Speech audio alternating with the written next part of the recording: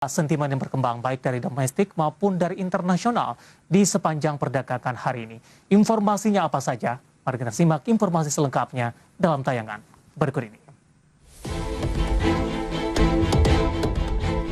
Pusat Pengendalian dan Pencegahan Penyakit CDC Amerika Serikat merevisi panduannya untuk orang Amerika tentang mengenakan masker untuk melindungi diri dari COVID-19.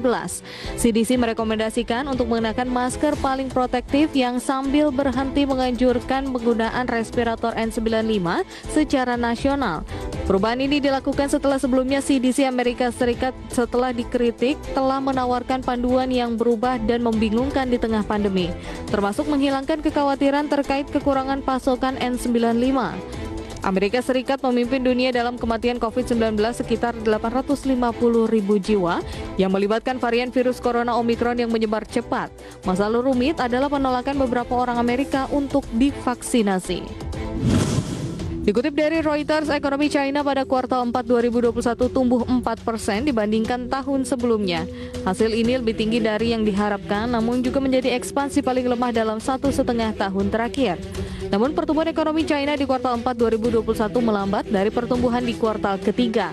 Mengingat di kuartal ketiga 2021, ekonomi China tumbuh di 4,9%.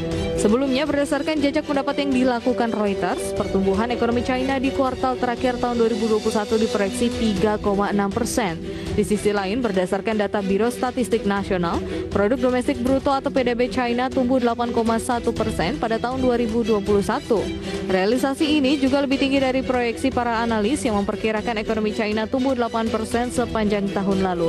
Ekonomi China memulai awal yang kuat pada tahun 2021 di tengah pandemi.